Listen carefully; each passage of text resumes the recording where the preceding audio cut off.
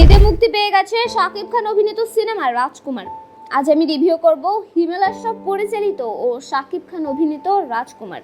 খুব ছোট্ট করে যদি বলি তাহলে রাজকুমার সিনেমাটিতে শাকিব খানের চরিত্র ছিল এরকম যে সে একটা গ্রামের ছেলে, সে যে কোনো মূল্যে যে কোনোভাবে আমেরিকা যেতে চায়, এমনকি সে এজন্য নিজের পরিবারের সাথে সম্পর্ক ছিন্ন ভিন্ন করতেও রাজি আছে। তো ঠিক কী কারণে সে আমেরিকা যাওয়ার জন্য এতটা উতলা, নায়িকার সাথেই বা কিভাবে দেখা সাক্ষাৎ, প্রেম ভালোবাসা হয়, এই সব জানতে হলে আপনাকে দেখতে হবে রাজকুমার সিনেমা।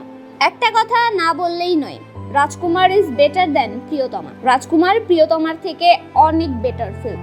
এর প্রধান কারণ হচ্ছে এই সিনেমাটির গল্প। এই সিনেমায় গল্পটি খুবই টু দ্য পয়েন্ট ছিল। প্রিয়তমার মধ্যে যে সমস্যাটি ছিল যে একটি রোমান্টিক ফিল্ম, কিন্তু এটাকে দেখে রোমান্টিক ফিল্মই মনে হয়নি, শুধুমাত্র শেষের 30 সেকেন্ড ছাড়া। কিন্তু রাজকুমার সিনেমার মধ্যে ডিরেক্টর এই ভুলটি করেনি। প্রথম থেকেই গল্পটি খুবই টু দ্য পয়েন্টে ছিল। মেইন ক্যারেক্টার যে অবজেক্টিভ সেটা খুবই টু দ্য পয়েন্টে ছিল। এখানে অপ্রয়োজনীয় কোনো জিনিসপত্র দেখানো হয়নি। এটাই হচ্ছে এই সিনেমার সবথেকে বড় পজিটিভ সাইড। মাঝখান থেকে মনে হচ্ছিল সিনেমার যে মেইন ক্যারেক্টার শাকিব খান, সে কোনোভাবে তার অবজেক্টিভ থেকে সরে যাচ্ছিল, কিন্তু সিনেমায় রোমান্টিক সিন রাখার জন্য এবং ইয়ুথকে আকর্ষণ করার জন্য এই পোর্শনটা রাখা হয়েছে। কিন্তু এই বিষয়টি বাড়াবাড়ি করার আগেই ডিরেক্টর রিকভারি করে ফেলে এবং সেই থেকেই গল্পটি আবার অন ট্র্যাকে চলতে থাকে। আরেকটি গুরুত্বপূর্ণ বিষয় হলো শাকিব খানের অভিনয়। এই সিনেমার শুরু থেকেই শাকিব খানের অভিনয় ছিল দুর্দান্ত।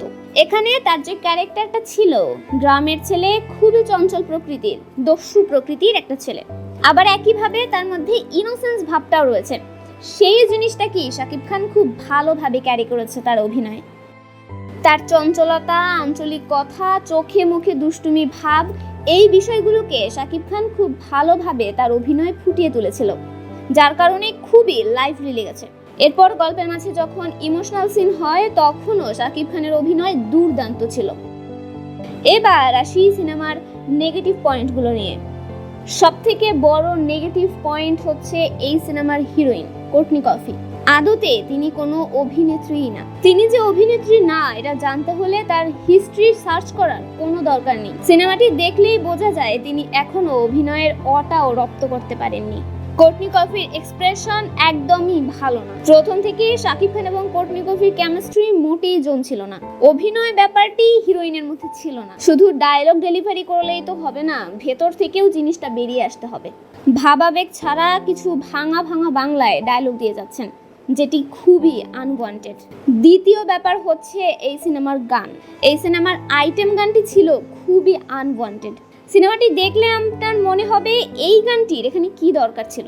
এই মুভির মধ্যে এ ধরনের পার্টি সং বা আইটেম সং যাই না, কোনো প্রয়োজনই নেই। এই গানের খরচের বদলে এই খরচটি সিনেমার প্রোডাকশনে খরচ করতে পারতেন, যাতে সিনেমা আদতে ভালো হবে।